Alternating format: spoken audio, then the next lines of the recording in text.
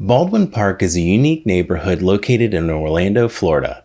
It's walkable, which is extremely rare in Orlando. The first home started being built in 2003, which is unheard of for the area. Most of the homes in the surrounding neighborhoods are from the 50s and 60s. Let's take a deep dive and learn more about Baldwin Park and what makes it so unique.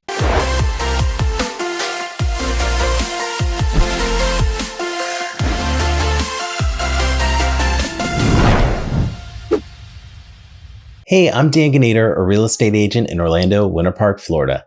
The goal of this channel is to help you through your Orlando real estate journey. To understand Baldwin Park, I think it's fitting to give a quick history lesson. The land that is now Baldwin Park was originally the Orlando Army Air Station, established in 1942.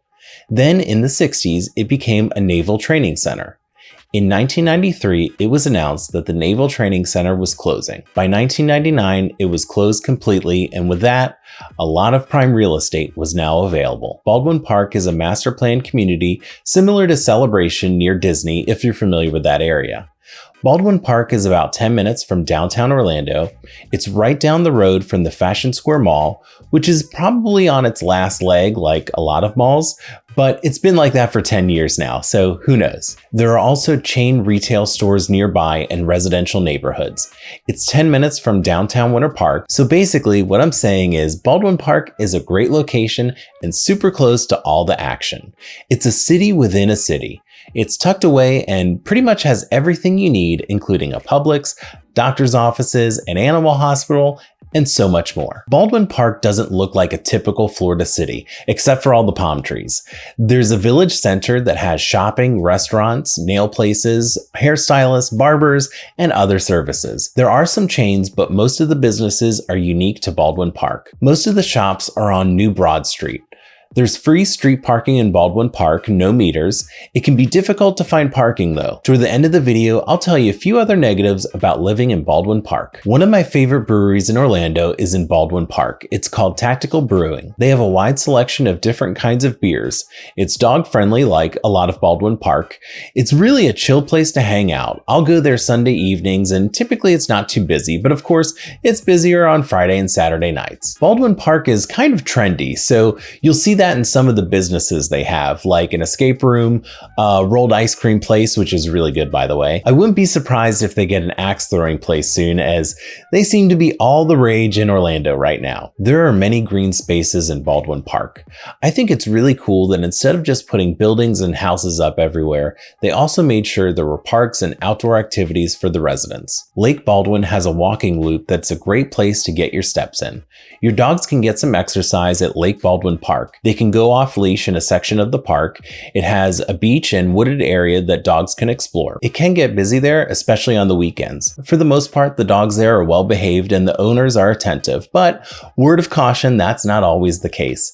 Sometimes you'll see a dog running around with no owner in sight. Blue Jacket Park has basketball and tennis courts, baseball fields, a track, a fountain, some statues, and historical information panels about the Naval Training Center. Baldwin Park residents have access to 3 pools, 2 fitness centers, and there are 14 parks or green spaces throughout the community. The Katy Way Trail runs through Baldwin Park. It's 6.5 miles and connects to the Cross Seminole Trail, the Airport Gap, and it's near the Orlando Urban Trail. It's a great way to get to other parts of the city.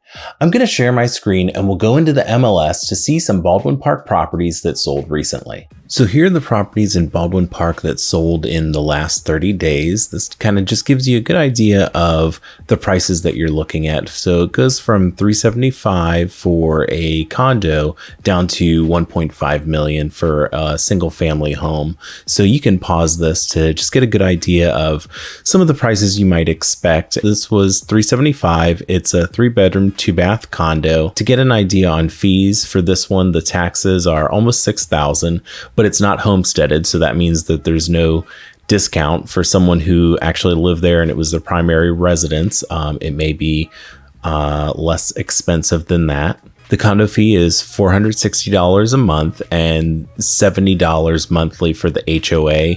And I believe that's just the community HOA that ends up being $800 a year, that anyone who has a home in Baldwin Park pays $800 a year, or sometimes I see it listed as $750, but around there for all the different amenities that they have. And this is a 3-bedroom, 3 full bath, 2 half bath townhome.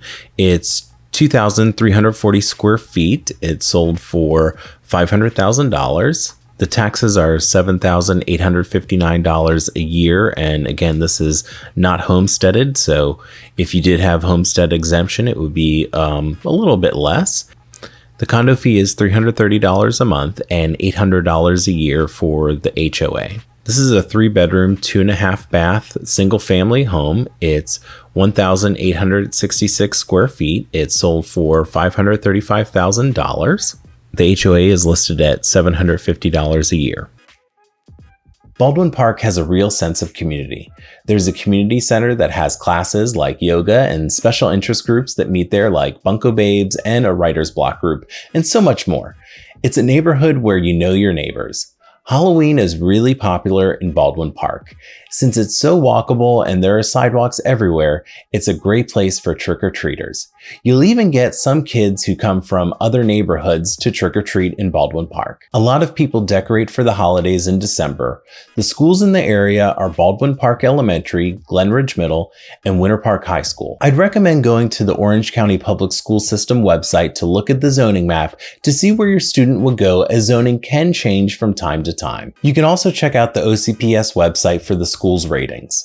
I'll leave a link in the description. Baldwin Park isn't for everyone. Here's some things I've heard people say about it through the years.